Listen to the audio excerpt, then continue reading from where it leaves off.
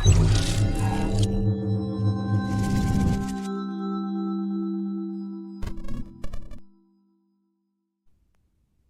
بالله من الشيطان الرجيم بسم الله الرحمن الرحيم الحمد لله رب العالمين والصلاة والسلام على محمد وآله الطيبين الطاهرين.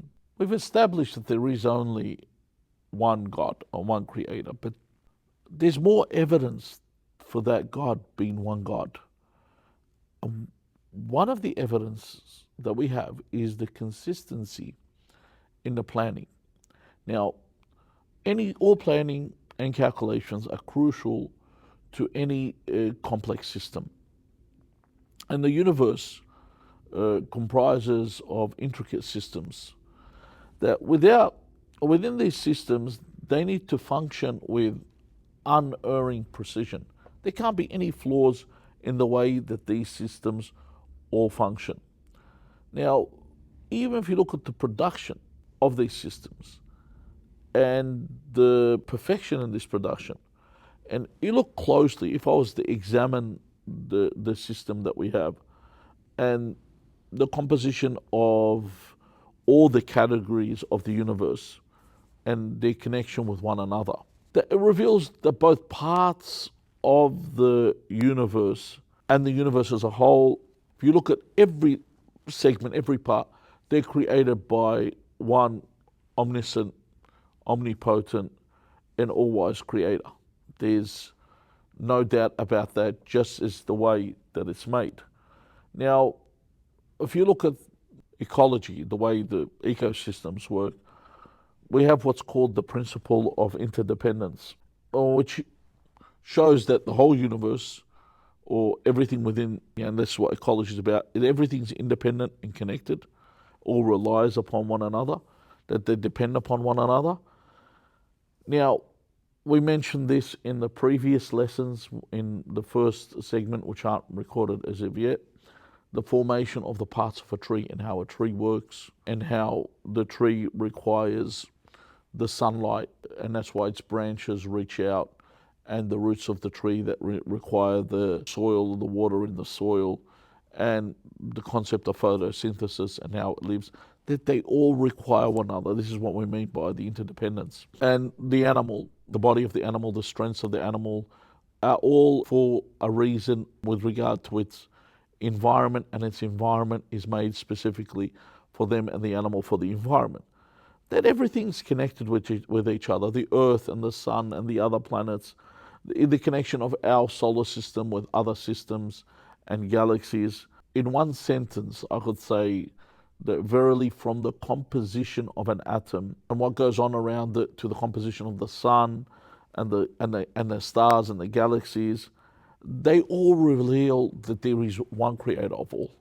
The way that they all work together and the way that they're all interconnected and interdependent, it reveals there's one creator for everything and no other. Allah says in the Quran, الَّذِي جَعَلَ لَكُمُ الْأَرْضَ فِرَاشًا, that Allah has made the earth, firasha, is a resting place.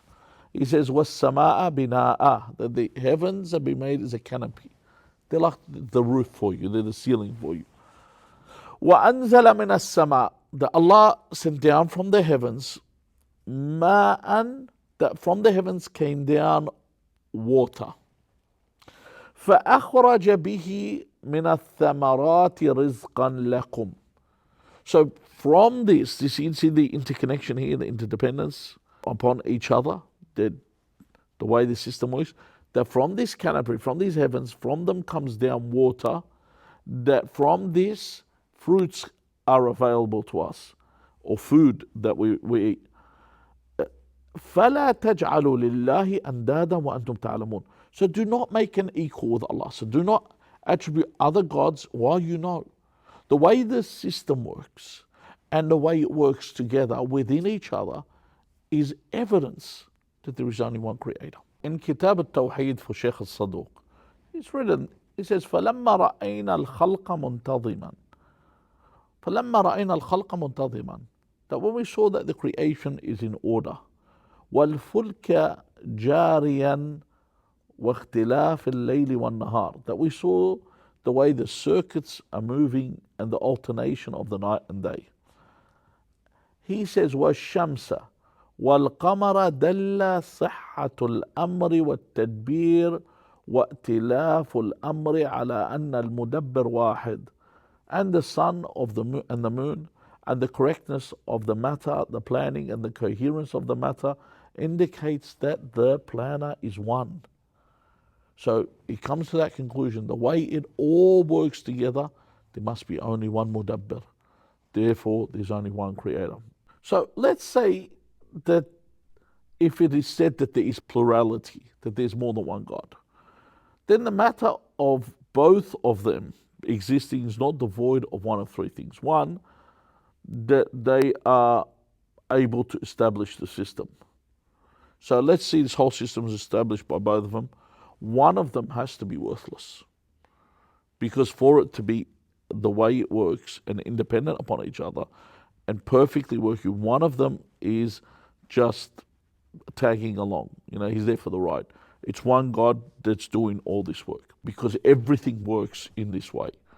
It's not like, sometimes when you watch something, and astaghfirullah, bila qiyas or tashbih in any way, but say I was to watch something and it was directed or written or a thing, like, when, for example, we look at the Star Wars trilogy, and this is a very side note, but if you look at the first one, A New Hope, that was written by George Lucas.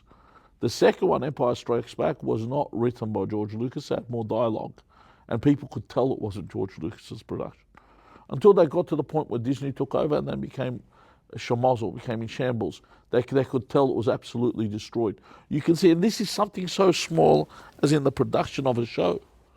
The whole universe is going to be produced by two gods or more. Doesn't work. Another thing is let's say they are unable to establish the system because there's two of them. Then in this case, both of them are futile, that they can't do this. So, because if I want to say that they're both powerful, if I said that they're both able to establish, one of them is actually worthless because one's able to do it and the second has no need. If they both can't do it, establish system, then it's pointless. They're both futile. In the third case, we say that they are divergent. If this is the case, then the divinity of the capable is established, and it's not for the other who is incapable. So in all three cases, whether they're both all powerful, one of them, like I said, would be worthless, would be needless in this place. But if they're both futile, neither of them would be able to do this. If it was divergent in this manner, then we said that the divinity of the capable one is established, and it's not for the other who is not capable of doing this.